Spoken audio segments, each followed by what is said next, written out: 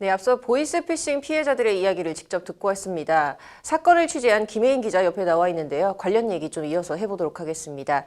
김 기자, 이제 보이스피싱이 정말 남 얘기라고만은 할 수 없을 것 같아요. 네, 그렇습니다. 제 주위에서도 이미 보이스피싱을 당했다거나 당할 뻔했다는 이야기를 쉽게 들을 수 있었는데요. 지금 보시는 화면은 저희 아버지가 이번 달에 직접 받으셨던 문자입니다.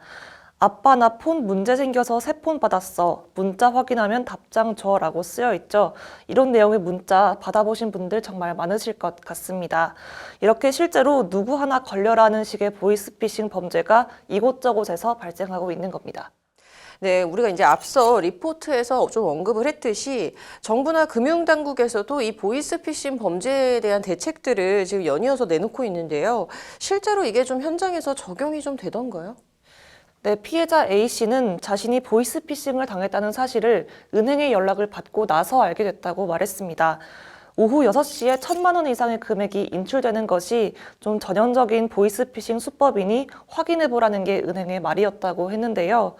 실제로 은행에 직접 방문을 해봤는데 보이스피싱 제로 캠페인을 진행하고 있었습니다. 곳곳에서 보이스피싱 주의 관련한 내용의 안내문을 확인할 수 있었습니다. 네, 이제 그렇다고 해도 이게 좀 수법이 워낙 교묘해지고 있다 보니까 막상 좀 사기범들의 연락을 받으면 나도 모르게 판단력이 좀 흐려질 수밖에 없을 것 같습니다. 이 보이스피싱 사기 유형 어떤 것들이 있을까요? 네, 하나은행이 법률방송에 제공한 자료에 따르면 보이스피싱 사례는 크게 3가지로 나뉘었습니다. 먼저 금융사를 사칭해서 정부 지원 자금을 주겠다, 저금리로 대출해주겠다는 문자를 보낸 후 앱을 깔도록 유도하는 대출 빙자 사기. 앞서 저희 아버지가 받으셨던 것처럼 자녀를 사칭해서 휴대폰이 고장났다고 연락해서 개인정보를 알아내는 이른바 메신저 피싱 사기. 그리고 얼마가 결제됐다 이런 문자를 보내서 피해자가 연락을 하면 어플을 깔도록 유도하는 등의 기관 사칭 사기가 있었습니다. 특히 최근에는 코로나19 장기화로 인해서 불안해진 마음을 악용하는 사례도 많아졌다고 하는데요. 형사법 전문 임광훈 변호사의 말을 직접 들어보시겠습니다. 요새 수법이 점점 교묘해지고 다양하게 있고 요새 특히 오미크론 같은 게 굉장히 유행하면서 사람들 어려운 마음을 막 악용하는 경우들이 많이 있는 것 같습니다. 최근에 보면은 지원금이나 아니면은 자가진단 키트나 이런 것들 납품이나 공급이나 대출을 좀 작게 저금리로 해준다거나. 나아가 이런 무차별 보이스피싱 범죄는 수사를 하는 경찰도 예외가 아니었다는 게 임 변호사의 설명이었습니다. 경찰분한테도 보이스피싱 전화가 조사받는 중에도 오기도 합니다. 그 정도로 보이스피싱 범죄가 굉장히 많이 지금 퍼져 있습니다.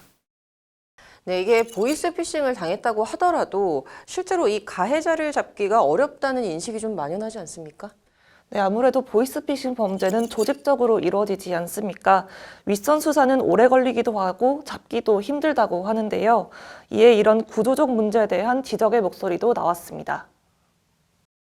처벌 사례나 재판 같은 경우를 보면은 사실 처벌이 제일 아래쪽에 심부름을 하는 현금 인출책 내지 전달책 이런 분들이 잡히고 처벌되는 예들이 있습니다. 근데 사실 피해자를 생각한다면은 누군가 책임을 져야 되고 당연히 문제가 생기는데 근데 그 제일 아래 분들이 다 구속되고 한다는 게 타당한지는.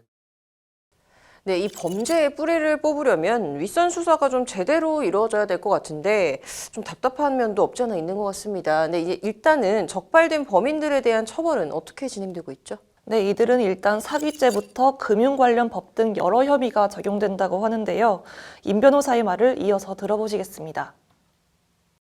수괴에 해당하는 사람들 같은 경우는 범죄단체 조직죄로 처벌을 하고 실제 실형이 20년 가까이 나오는 경우도 있습니다. 그리고 관련자들은 기본적으로 사기죄 공범의 형태로 처벌이 되고 행위 형태에 따라서 전자금융거래법 위반이나 금융실명법 위반 등으로도 처벌되는 예들이 있습니다.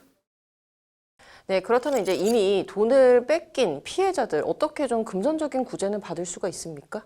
네, 안타깝기는 하지만 이미 범죄 조직에 돈을 보내거나 빼앗긴 경우에는 돌려받기가 매우 힘들다는 게 법조계 설명입니다.